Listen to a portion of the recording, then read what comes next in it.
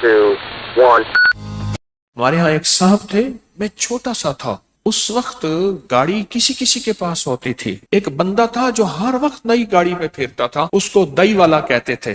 وہ دئی والا گزر گیا، آج گاڑی کا رنگ یہ تھا۔ ایک کہنے لگا نہیں میں نے تو یہ دیکھا، اس نے کہا کل دوسرے رنگ کی گاڑی تھی۔ اس کی اماں تندور پہ روٹیاں لگاتی تھی اور لکڑیاں نہیں ہوتی تھیں، شہر کا لکڑیاں کوڑا اکٹھا کر کے اس میں کپڑے کی ٹاکیوں اور وہ ڈال کے اس سے روٹیاں لگاتی تھی۔ پر اس مئی کے اندر کچھ صفات تھیں، یہ پھر مجھے کسی نے بتایا۔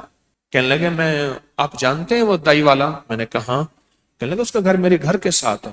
میں کہ سنا ہے اس کی والدہ روٹیاں لگاتے، کہہ رہے جی ہم نے اپنے ہاتھوں سے لگوائیں۔ میں نے کہا دائی والے کو وقت کیسے لگا؟ میں نے کہا یہ میں بتاتا ہوں آپ۔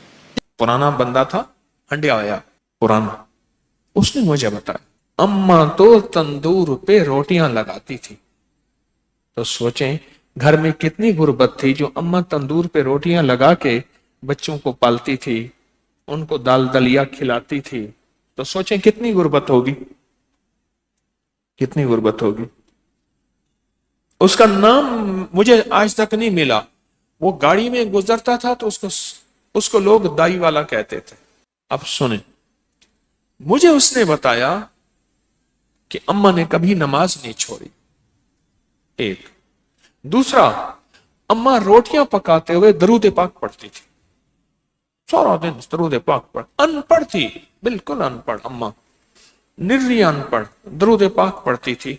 اور کہا کہ اماں کیا کرتی، بعض لوگ روٹیاں لگوانے کے لیے نا آٹا بھی لاتے تھے، خشک آٹا بھی لاتے تھے، جو پیڑے کو لگا کے نا اس کو بڑھایا جاتا تھا، اس کا خشک آٹا اس میں شامل نہیں کرتی تھی، اس میں شامل نہیں کرتی تھی، اور کہتی تھی پترا یہ تیرا آٹا بچ گیا، یہ ساتھ لے جا، میں نے اپنے بچوں کو حلال کھلانا ہے۔ اور بیوہ تھی، خشک آٹا۔ اماں کی زندگی میں عبادت بھی تھی، احتیاط بھی تھی۔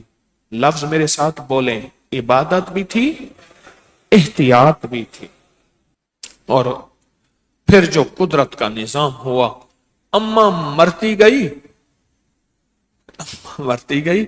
لوگوں نے کہا کہ اماں کا جو تندور تھا نا، وہ لوگوں نے عجیب کہانیاں بنائی۔ اماں کا جو تندور تھا، تندور کے نیچے سارا خزانہ تھا، بس دائی والے نے اماں کا تندور توڑا اور نیچے سے ایسے ہاتھ مارتا ہے، سونا نکالتا ہے، کراچی سے جا کے، اس وقت کراچی میں گاڑی بک ہوتی تھی، لاہور سے نہیں ہوتی تھی، کراچی سے گاڑی بک ہوتی تھی، کراچی سے گاڑی بک کروا کے آ جاتا ہے، اور پھر گاڑی جو آتی تھی وہ ٹرین میں آتی تھی، اس میں مال گاڑی میں آتی تھی، کراچی سے بک گاڑی کرا کے آ جاتا، تندور میں ایسے ہاتھ مارتا ہے اور تندور میں ہاتھ مار کے اور آ کے مال نکالتا ہے۔ ہمارے اس سفر کے دوران ہمارے اور مخلص ساتھی تھے، گاڑی میں بیٹھے تھے، کہنے لگے میں نے ابکری میں پڑھا کہ جو بندہ رات کو سوتے وقت 33 بار یا رزاق پڑھے گا اور اٹھتے وقت بھی یا رزاق پڑھے گا، اس کے لیے رزق کے دروازے کھول جائیں گے۔ کہا لاک ڈاؤن کے درمیان سب کے کاروبار بند، بالکل بند، ہر چیز ختم، میں نے یہ عمل کیا، فون کے اوپر میرا کاروبار شروع ہو گیا اور سارا نظام چلنا شروع ہو گیا، میری ہر چیز لاجواب ہو گئی، میں صرف سوتے وقت 33 بار پڑھتا تھا یا رزاق، سوتے وقت پڑھتا تھا،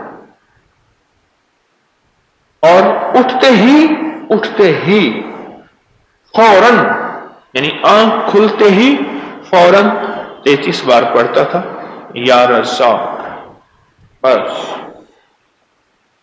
کام ہو گیا بہتری۔